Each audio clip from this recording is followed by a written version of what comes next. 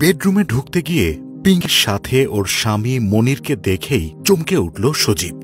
তারপর দ্রুত নিজেকে সামলিয়ে পিঙ্কিকে বলল, আপনাদের লাইটারটা একটু যদি দিতেন ভাবি, আসলে বাসায় আজ রান্না করব ভাবছিলাম, কিন্তু চুলা ধরানোর জন্য লাইটার খুঁজে পাচ্ছি না। আচ্ছা দাঁড়ান, আপনি দিচ্ছি। এই বলে পিঙ্কি উঠে গেল রান্নাঘরে লাইটার এনে দেওয়ার জন্য। ওর স্বামী মনির বেডরুমেই বসে থাকল। কিছুক্ষণ পর পিঙ্কি লাইটার এনে সজীবের কাছে দেওয়ার সময় মনির খেয়াল করল ওরা ইশারায় কি যেন বলছে। সেসব দেখেও না দেখার ভান করল মনির। তারপর সজীব লাইটার নিয়ে চলে গেল, আর পিঙ্কি বেডরুমে এসে শুয়ে পড়ল অন্যদিকে ফিরে। মনিরের কাছে কেন যেন অন্যরকম লাগছে ব্যাপারটা। আজকে ওর অফিসে থাকার কথা, কিন্তু সকালে হঠাৎ মাথা ব্যথা করায় অফিসে যেতে পারেনি, সেজন্যই বাসায় ছিল, না হলে আজকে বাসায় থাকত না। সজীবের ব্যাপারটা অবাক লাগছে ওর কাছে, কারণ সজীব হচ্ছে ওদের ভাড়াটে, পাশের বাসায় থাকে। প্রতিবেশী হিসেবে ওর কিছু দরকার হলে তো বাসায় এসে চাইবে, সেটা স্বাভাবিক, কিন্তু সেজন্য বেডরুমে তো আসার কথা না, বাইরে থেকে ডেকে কথা বলার কথা। তা না করে সোজা বেডরুমে চলে এলো, নাকি মনের বাসায় থাকবে না জেনেই বেডরুমে এসেছিল পিঙ্কির কাছে। ওর মন বলছে এটাই হবে, কারণ ও নিজ চোখে ওদের দুজনকে ইশারায় কথা বলতে দেখেছে। মনির এ ব্যাপারে ওর বউ পিঙ্কিকে কিছুই বলল না। ওর বউকে অনেক ভালোবাসে, কোনোভাবেই হারাতে চায় না।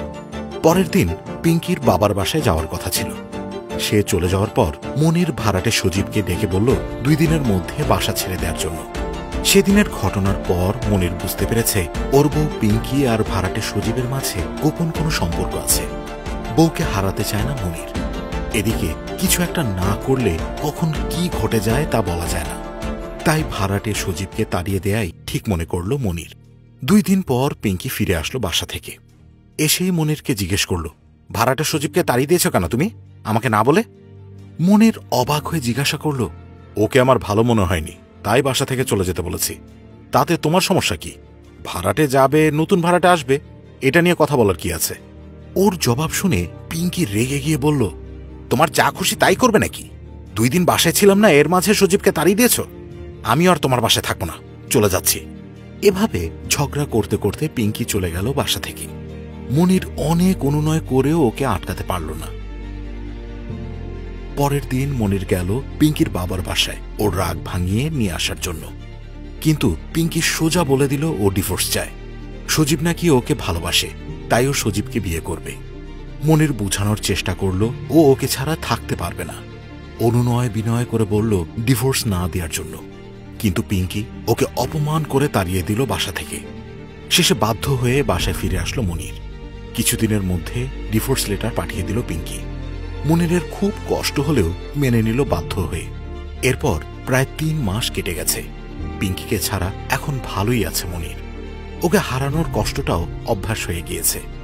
আজকেও অফিসে বসে কাজ করছিল সে।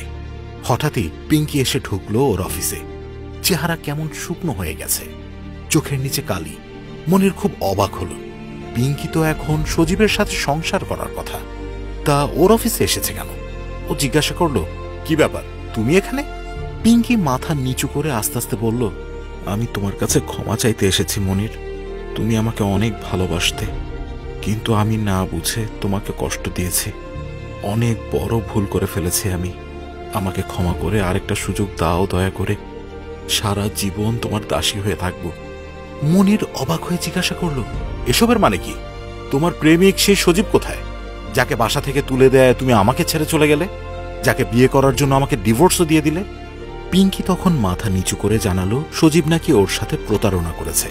বিয়ের কথা বলে এতদিন সম্পর্ক করেছে, কিন্তু বিয়ে করেনি।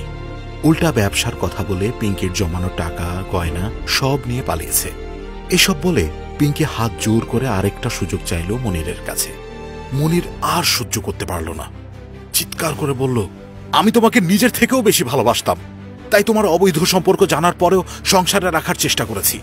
ডিভোর্স না দেওয়ার জন্য কত অনুনয় করেছি, কিন্তু তোমার প্রেমিকের আশায় আমাকে ছেড়ে গেলে। এখন প্রেমিক পালিয়ে গেছে তাই সুযোগ চাইতে এসেছ? এখন আমি তোমাকে ঘৃণা করি।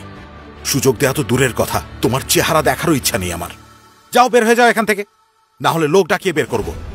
মনিরের কথা শুনে পিঙ্কি কাঁদতে কাঁদতে বের হয়ে গেল অফিস থেকে। এত কান্না দেখেও কোনো খারাপ লাগছে না মনিরের, বরং মনে হচ্ছে ঠিক কাজই করেছে।